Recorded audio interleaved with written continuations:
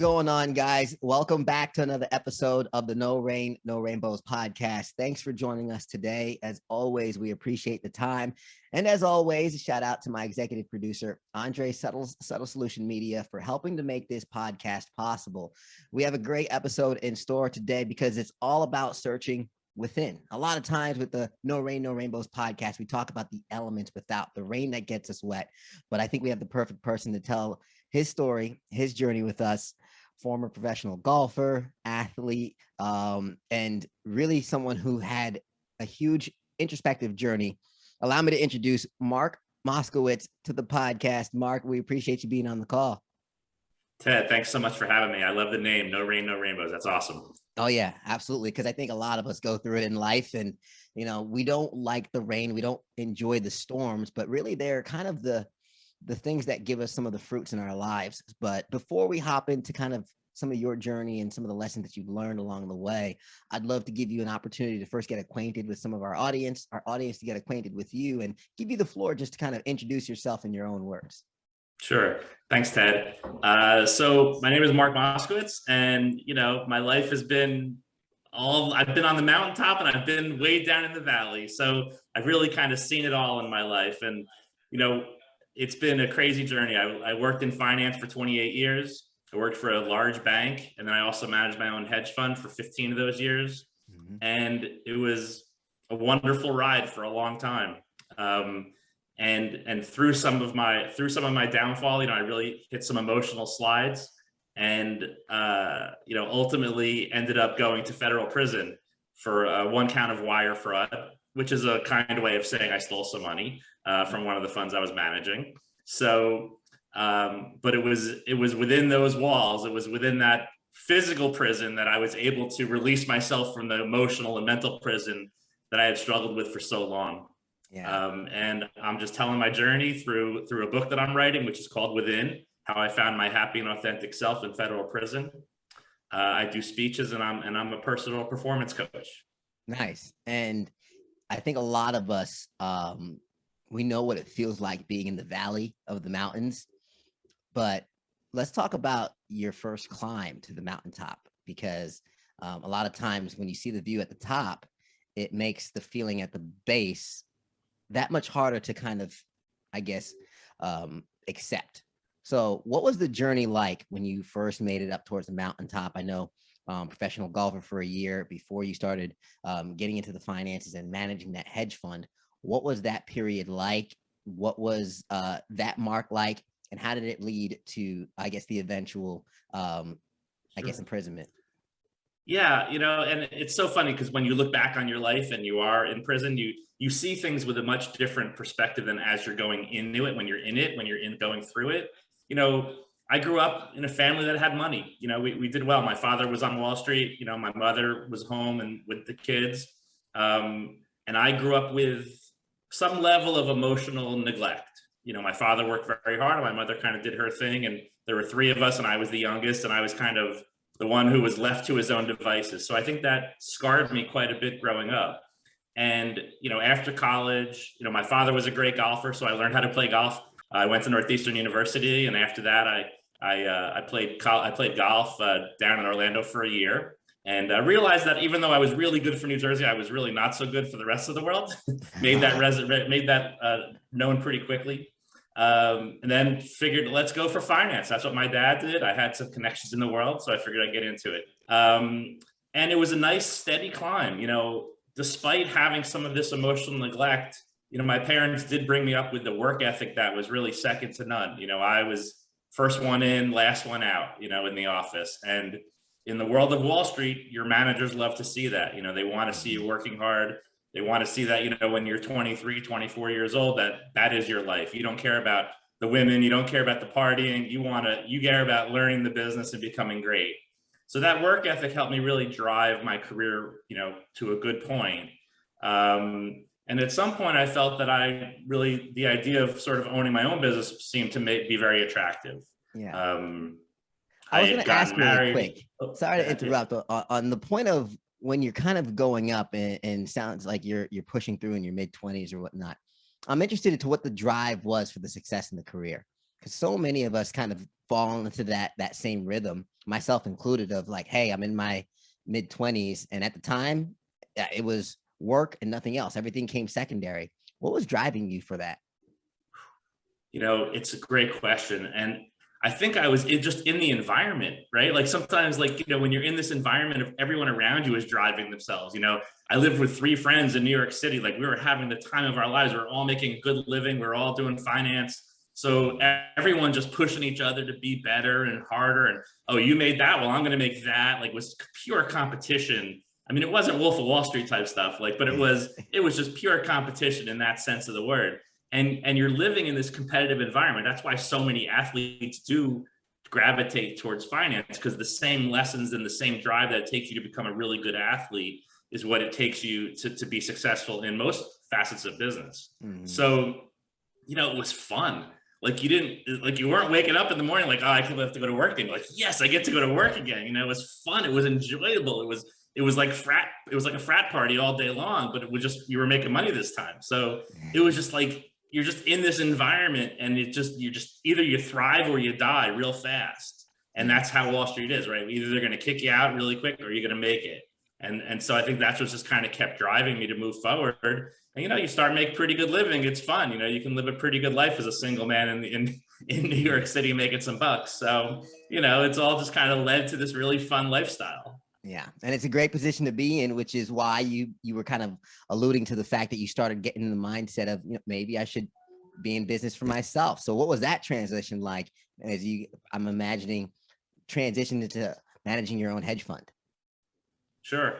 Well, so as you gravitate towards, maybe let's call it this little cocky young guy, right, in his mid to late 20s, right, and he's doing really well, and maybe the Wall Street system tends to be a base plus bonus type of system. Yeah. So you get a base salary, and then you get a bonus at the end of the year, and usually your bonus it dwarfs your salary. So it's huge compared to what your salary is. So so you get a couple of bonuses where you're like, I think I should have deserved more than that. Maybe I should be moving up the chain a little faster, which, again, looking backwards now, I learned is all ego. It's all this ego that we get driven by, right? Our ego wants to protect us and make us feel like we're really more important and better than we really are, right? Mm-hmm. So all of a sudden you get this ego-driven idea like, hey, you know what? I could do this on my own. Running a business is easy. I got the work ethic. I got the connections. I got the drive. I got money in the bank. You talk yourself into it, and it just seems like this amazing, like, oh yeah, this is going to be fun. We're going to crush it. Hedge funds in the mid to late 90s were just starting to become popular. So I thought my timing was pretty good in the early 2000s when I started my first fund. So I was like, yeah, let's go for it. Let's do it. I had a great methodology for managing money. And I worked at the same bank for 13 years. And then I was like, I'm ready to go. I'm going to hit my own fund, and we're going to crush it. So then where did it take the turn? Because this is the story that I think a lot of us live through, go through, and a lot of our listeners are probably in the thick of right now. Of, you got the work ethic, you have an environment of some competitive folks around you, which is putting wind in your sails, right? You're moving up the chain. You decide, okay, maybe I deserve to go up a little faster. Maybe I could do my own thing here. This is a good opportunity. That door's cracked open. Let's blow it open, go for it, and really push forward. At what point does it become, ooh, I'm in over my head here? I'm happy to say it took quite a while. Like, I was doing great.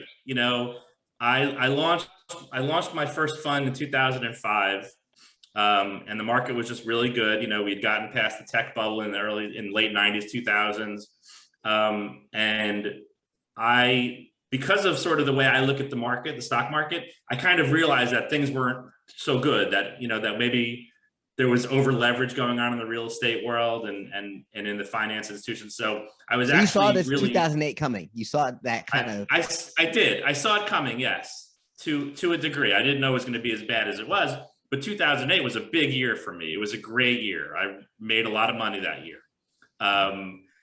So much so that I really needed to just take a break in 2009. Like, I kind of went into sort of a quasi semi-retirement. Now, remember, at this point also I'm married, and I have 3 children. So and I'm living in the suburbs now. So life has really dialed down quite a bit for me. Like, I went from sort of this hard charge and party guy, and now here I am more settled in and very happy to be in that situation, right? In 2010, So I was still managing the fund. In 2010, I got an offer to merge my fund with somebody else, which seemed like a really great business opportunity for me. This guy had really done very well, very successful, sold a big business to Royal Bank of Canada, and had, you know, a lot of good stuff going on in his world. So I figured, okay, why not partner up with someone like that? Maybe we can build a behemoth here. And it was really a bad decision, you know, and it was a decision where, you know, I lost 7 figures in money. And, you know, of course that takes a hit and a hurt. You know, but it really didn't dampen me too much, but also things weren't so good on the home front. You know, my wife and I were, let's say, coexisting. You know, we weren't really arguing. We weren't really having a good time. We were just kind of apathetic towards each other, which is a shame. It's a bad place to be. But so life, you know, you make all this money, and of course you think, okay, now I got it made in the shade. You know, I paid off my mortgage, the kids' college is taken care of, all this stuff looks amazing, but yet I'm so unfulfilled. You know, like, where is that fulfillment? Where is that passion still? Where is that drive? You know, I kind of lost all that. So a lot of this emotional neglect from my childhood started manifesting into these people-pleasing ways and really not taking care of myself. And ultimately, I've learned that I was really following not the journey that I wanted. I was following what I thought other people expected of me in my journey.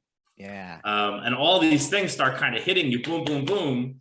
And it's like, you know, these, like, where's my life going, right? I'm unfulfilled. My marriage is okay, just, you know, barely okay. And now all of a sudden my business life is starting to falter a little bit. And you really start to look inside. You're like, wow, so something's wrong here. Something's not right. Like, it was all easy for a long time. All of a sudden that climb up the wall is getting a lot harder. You know, there's a lot slippery slope right now, and I'm fighting everything. So just an introspective question really quick, because losing that amount of money must be hard, but from what I'm hearing in terms of like the growth and the work ethic from a young age up until now, there's been that growth. And I think a lot of us, we chase that. And it sounded like when the business life started to falter, almost, at least from my experience, sometimes if I identify with something and that starts to falter, it forces me to look at other areas of my life to look for the definition of who I am. And because you want to hold on to what's working, you want to hold on to what's good. Like when my work wasn't doing well and I was transitioning to be an anchor and I was learning a new skill, I needed to find confidence in myself in something. And I found that in the gym. So I could still identify as someone who works out while I was repairing my skill set at work. But it sounds like you're kind of looking at other areas and you're like, man, I'm realizing that something's missing, and you're identifying that work isn't what fulfills you. It's just kind of what's been kind of, I guess, numbing the emotion all along the way. You know, when you grow up in a town, in an area where you're kind of expected to do well, right? Like, you have all the trappings of being able to do well. You know, I went to a private high school and I didn't have any debt when I came out of college. Like, you just expected to be doing well. And you do identify with that. The word identify that you use is so important, and it becomes who you are. It becomes your identity. And when that starts to get chipped away at, it's scary to a degree. Like, you're like, well, who am I? Like, I've been living this life this whole way, and it hasn't been my authentic self. It's been this person who has wanted to please his parents and please his spouse and make money for the kids, you know, and now all of a sudden, like, what do I do now? And I think it was like a shock to my system, you know, and then the spiral just kind of kept going emotionally. And then my marriage failed. And I was actually the one who asked for the divorce because I was so unhappy. But again, you know, I was always looking outside of myself for all of this validation. You know, I was looking to other people to validate me. And I just learned it's just no way to live. And, you know, even in Wall Street, like, I would move around within finance from area to area. And obviously, ultimately, I went to my own career. But it's like, if you bring that same miserable attitude to a different job, you know, that same unhappiness, sure, maybe those first 3 months or 6 months, it's like the honeymoon period all over again. But eventually, it's that same attitude again. It's going to creep up. So that's why we have to work on ourselves. You know, we got to work within ourselves, because when we want to bring our best self to everything that we do, whether it's going to the gym or whether it's going to work or whether it's being with your spouse or your significant other. You want to be that best person, and you want to be the best person for yourself so you can bring it to them. And I wasn't. I was a shell of a man at that point. Really, I was. Yeah. So just listening to how you explain everything, and I had to write that down, like we need to bring our best selves and we need to work on ourselves.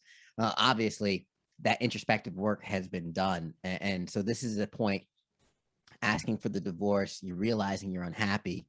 How does this spiral into going to prison? What was that journey Sure. like, exploring that fulfillment and kind of all the fruits that you were able to kind of feed for the first half of this podcast so far?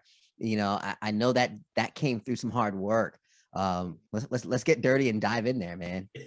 Yeah, it's like you go through a divorce and you're already not making the kind of money you used to making, but you're still living this lifestyle, right? Mm-hmm. So all of a sudden your bank account dwindles a bit, and then you go through a divorce and you end up paying, out a decent amount of money, and your bank account dwindles some more, and you're just a wreck of a human being, and you're just always going to make bad decisions. Like, you're just completely self-sabotaging. Every decision you make is just like, if you want to turn right, you make a left instead. It's just everything is wrong, right? So in 2015, I was being irresponsible. I wasn't taking care of my business. I was divorced. I was having a lot of fun, and all of a sudden you wake up one day and you're like, you know what? I got to pay some bills, and you look towards, unfortunately, to bad places to do it, and it wasn't something that I set out. It wasn't intentional. It's just like, okay, I'll take some and I'll put it back, which I did a few times, and that was kind of, no one was worth the wiser. But eventually it just got to the point where it was too much money, and I couldn't put it back. So I ended up getting a knock on the door from the FBI in 2016. So about a year after I started taking some money. And that was quite an eye-opening experience. I was actually quite lucky, because most of the times they come barreling down the street in the SUV, in 5 SUVs, guns drawn. I just had 2 guys knock on my door, and basically they handed me the card of the prosecutor and said, have your lawyer call him, and you're the target of an investigation. And my life kind of fell apart from there, emotionally more. So I actually went to prison pretty quickly from there. I mean, I got it wrapped up in less than a year, which is not bad in this world. I pled guilty right away, and I was sentenced to 33 months in federal prison in Otisville. What was going through your mind when the knock on the door came, and they handed you that card? Yeah.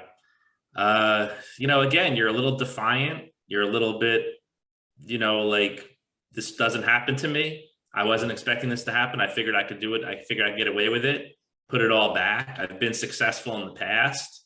So, for me, putting back $700,000 shouldn't have been that big a deal. It wasn't a lot of money to me, but I didn't have it at the time. So it was a tremendous amount of money, so yeah. If it's $1 more than you don't have, it's too much money. So, but I think the whole time I was like defiant. I think I was cocky. I think I was arrogant. I think I was probably disrespectful to them, but it was also very humbling too. Like, you realize that all the lies and all the half-truths and everything are going to come out, and it's terrifying. It's really terrifying. But at the same time, it's also like, okay, I can breathe now, and I'm not dead, and you know what? It's all going to get out there, and somehow I'll survive. So you can kind of flip it around a little bit. And they always say the guilty ones sleep well at night, because after they get caught, because they don't have to think about all the cover-ups anymore. So, so what was that transition like? I mean, you mentioned 33 months, and I imagine there's a lot of time to reflect. And I'm interested to know when that shift started to happen, some of the conversations you had with yourself, maybe some others around you, but yeah. Well, so growing up, when I did, there was this big movement in the 90s of this really big personal development, self-esteem movement, headed up by guys like Tony Robbins and Jim Rohn. and Wayne Dyer, and I was a big fan of that movement. I mean, I was a big motivational guy, like always. And it's even today, I love to listen to motivational videos, and it gets me pumped up to run or go to the gym or whatever. So I surrendered to prison in September of 2017. And I was really hopeful. I came in there with this positive attitude. I'm like, you know what? Let's figure it out. They must have some programs to get you going. And the answer is they don't. That's really the sad thing about it, is your rehabilitation is like a millionth on their list of things that they care about, you know? So that stark realization, like that I'm going to still have to do this on my own, was pretty hard hitting. But it was that background that I had in some of that personal development, even though I wasn't really able to use it when life was really spiraling. Once I got to prison, and look, I mean, please, anyone listening out there, I'm not saying that prison is a good thing. It's not. But without a cell phone and with some time to really think, and I was in a place where I wasn't really worried about my physical security. So let me put it that way also. You have an opportunity to really like dig deep into that noggin of yours. You know, you really have to go deep into those recesses that most people don't want to look into. Yeah. So what started it for me was, I was like, all right, so how am I going to begin? Because I didn't know how to begin, right? How am I going to begin? So I said, okay, every one of these books I've ever read always talks about gratitude. So let's start there. So I started going on these gratitude walks every day. So for an hour, I would walk around the facility, and I would just say anything that I could think of to be grateful for. You know, I'm grateful for the blood that's rushing through my body. I'm grateful that I actually do have a place to sleep, and I do have a hot meal every night. You know, I'm thankful that my children are still healthy and whatever. Anything you can think of being thankful for. And it took me like 2 months of like doing this every single day. But all of a sudden, I wasn't doing gratitude. I was being grateful. I was like being the thing you want to be. Did you ever hear that phrase? Like, you know, you want to be it. You don't want to do it, right? Yeah. And I was literally like, I loved it. I was so grateful for everything. And I was even grateful for being in prison, because it gave me the time to think, and it gave me the time to work on my life and fix it. Yeah. And I was reading books. I was digging into books. Like I wasn't wasting a minute while I was there. So that was an important part of it too. And I imagine, I mean, are these all self-help books? Did you kind of just go, did you know the direction you were going in, or did this kind of start out like gratitude or whatnot? Or were you gung-ho on like, you know, this, I'm going to use this time to reshape, rebuild, and reflect? I was gung-ho about that, but I had no idea how to do it. Zero. So I kind of like, did you ever hear this saying, like, let go and let God kind of thing? Like, I just let go. Let go. You take the wheel. Exactly. Like, you figure it out. I'm just here. I'm a passenger, right? And I started going down with this whole gratitude thing, and it was wonderful, and it was freeing, and it was amazing. And I started reading books, and I read this book by Nathaniel Branden called The 6 Pillars of Self-Esteem. And it's really the first time I got to understand what self-esteem meant. I've heard it all along the way, but to really understand it. And, you know, part of the reason why the self-esteem movement failed is because we thought self-esteem was everyone gets a trophy, you know, and that is the exact opposite of self-esteem.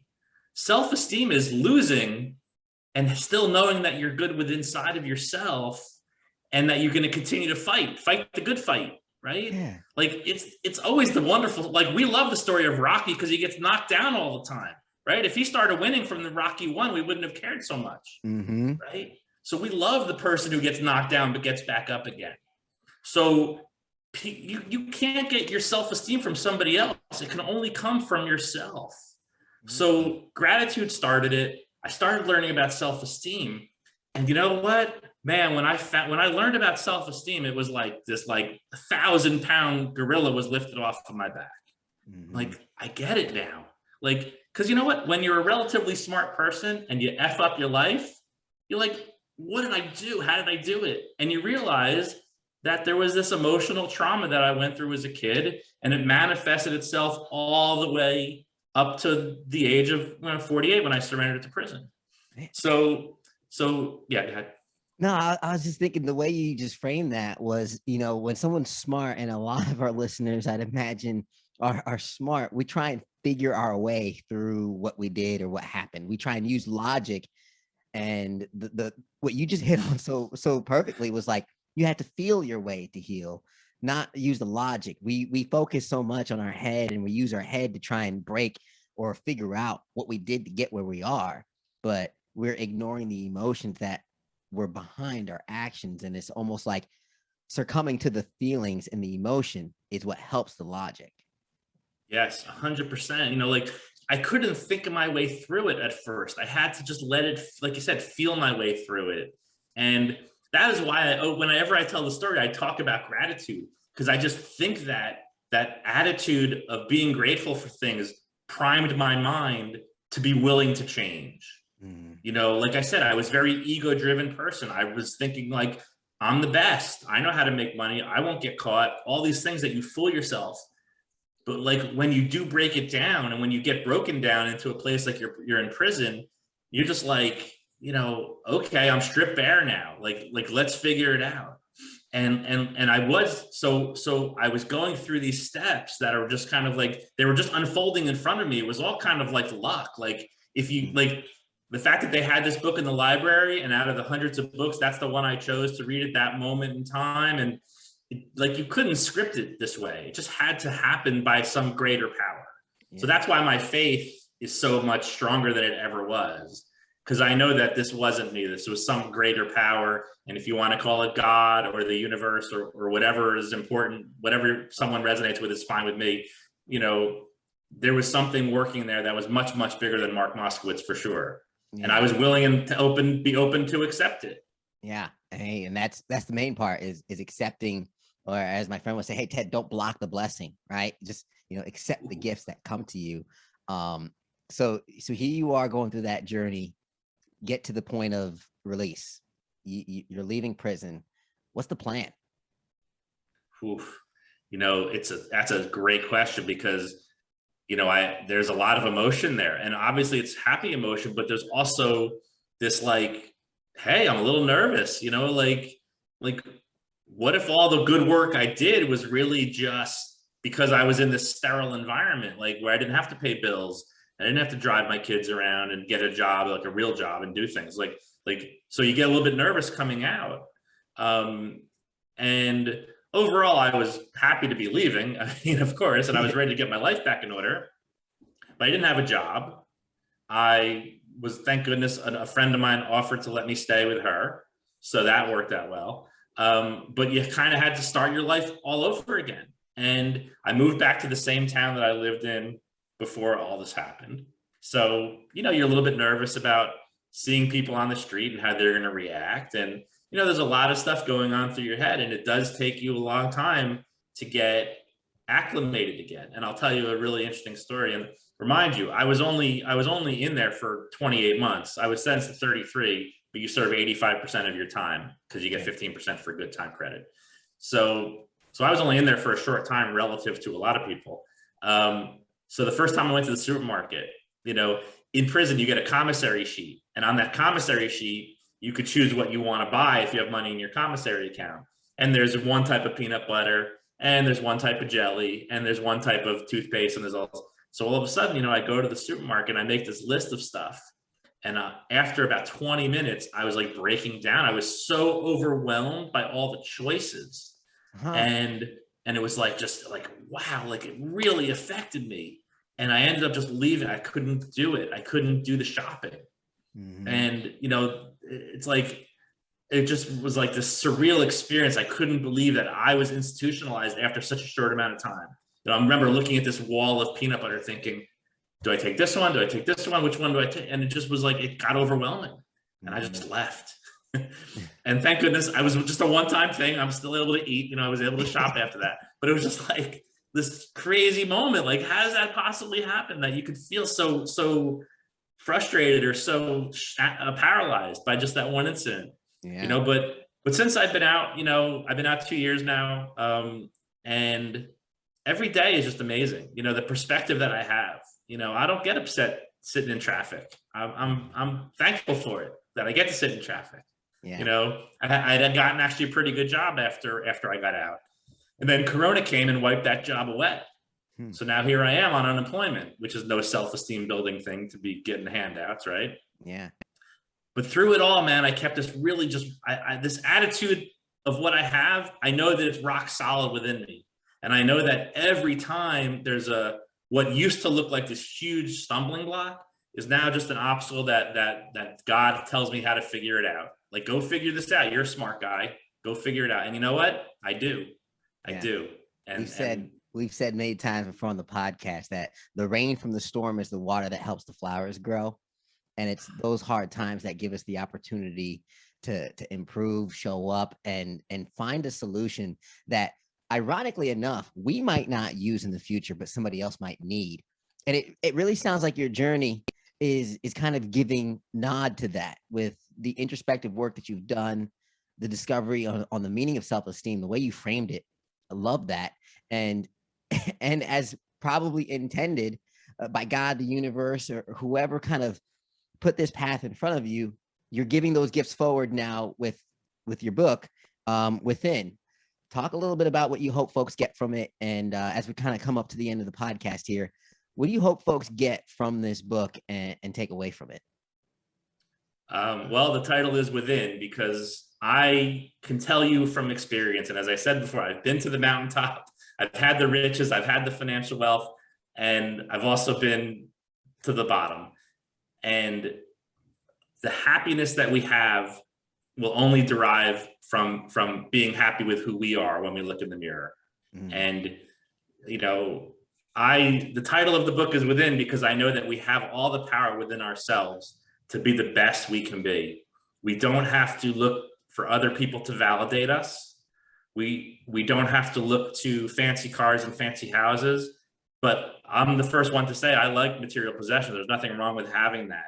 But you have to have it for the right reasons, not because you're trying to impress other people, but just because it's what you like. It's part of your value that you're willing to expend money on. So the book really chronicles primarily most of my time in prison and the lessons that I've learned, and a little bit of like what I talked about in my 20s, but for the most part, it's those couple of years there. And it discusses gratitude and self-esteem and taking responsibility. There's a chapter in there called Extreme Responsibility, which once your self-esteem is healthy, you can take responsibility for that. So I think when we stop looking to others to make us happy, we become the happiest we can be. And that's when you really can get into real relationships. Like, I look back and I didn't trust anybody. I had this wall up the whole time because I was afraid that people wouldn't like the real me. Now, obviously, I'm doing podcasts like this and I'm writing a book and I'm just letting it all hang out. So, you know, like, because I like me, you can like me, or you don't have to like me. That's your own business. But I know that I'm a good person in my heart. And I know that I have a great heart, and I'm trying my best to be the best man that I can be every day. Yeah. So I'd say that's probably the overriding lesson of the book. Man, Mark, it's an amazing journey. And I love that you're pouring yourself out there. You're a beautiful person inside and out. And I'd really love for our audience to have an opportunity to follow you, keep up with you, and connect with you, and even get the book when it comes out. So how can folks kind of stay in contact? Well, I have a website. It's markjmoskowitz.com. J, just the letter J. And then I'm on LinkedIn. That's probably the best place to reach out to me. So if you just look for my name on LinkedIn. Right now I have a crowdfunding campaign on Indiegogo for the book Within. So if you go to Indiegogo and type Within Mark Moskowitz, you'll find that. And we can love the support if you could afford that, or at least share with your audience would be great. And those are the best places to reach me. Yeah, absolutely. And I'll have those links in the show notes. So folks that are listening right now, go ahead, open up the iTunes app, Spotify app, Audible, whatever you're listening to us on. We're on all the platforms. So definitely just open that up, hit the links, and it'll take you straight to Mark's website and the GoFundMe, and to support and put wind in his sails for the success. If you like the story and what he had to share, let's push him forward towards that next chapter. Pun intended, by the way. Mark, thank you so much for sharing with us today. It's been a great journey, and we appreciate you sharing your lessons from it, so we can kind of maybe take some of those notes and not have to go through some of the hardships ourselves. Ted, thank you so much for having me on. It's been a real pleasure. Yeah, no, absolutely. And I'm going to recap some of the gems that you left along the way for a lot of our listeners. I know folks are either driving or maybe they're cleaning the house, talking to friends halfway in and out during this podcast. So I want to make sure that you guys got all the value that was packed in the past 30 minutes here. As I took notes, not everybody has a pen and paper, but the tribe of runners. I wrote down tribe of runners because, as Mark mentioned, in the 20s and in the early portions of his career, like many of us, you find that tribe of people who are out there pushing forward, going for it, trying to be successful. And there's nothing wrong with that because that helps you get to a certain point in life. Watch out for ego, though, because I think a lot of us, myself included, fell into that at a young age of just thinking, maybe I deserve more. Maybe I should get this a little faster. And when we start to take shortcuts is when we start to stumble. And it's when we start to kind of do a disservice to ourselves. So watch out for ego. And then following what others wanted, that's something that resonated with me as a people pleaser myself. I've fallen victim to looking for my verification in others, looking for my self-esteem in others. And I do that by pleasing, by making appointments and keeping it, even though I probably shouldn't have, even though I would rather not. I would put up with certain things just to please people. And that's not a way to live, especially when you want to navigate and create your own life. Looking to be validated is a dangerous thing if you're looking for that from others. Within, as the book is soon to come out, Mark is mentioning that it's all within you, and it's going to take maybe starting with gratitude, maybe learning how to build your self-esteem and understanding that it's all within you. And that was amazing, by the way, the fact that you don't build self-esteem by giving participation trophies. You build self-esteem through failure and still fighting and still pushing forward. So anyone that's listening, that's going through a storm right now, I want you to know I believe in you. I know that you can get up, dust yourself off. You might be a little wet, but you'll get through this storm. You'll get your rainbows, and then maybe buy an umbrella because there's always going to be a storm coming. So I hope you guys got a lot of value from this episode. If you know someone that can maybe learn from this, we'd appreciate you sharing it with them and pass this message forward. Leave us a rating. Let us know how we're doing, because the only way we improve is with your feedback. And be sure to subscribe so you can get a new episode each and every single week. We truly appreciate all the subscriptions and all the sharing that you guys do for us. And if you really love the podcast and you'd like to support and hear more from some of our guests, including Mark and others, we do have a Patreon page that you can subscribe to for as little as $1 a month. So we would really appreciate that too. As always, guys, thank you for taking the time to listen. We hope you enjoyed it. And as we always say at the end of the episode, everybody wants the sunshine, but they don't want the rain. But you can't get the pleasure without a little pain. Let's go.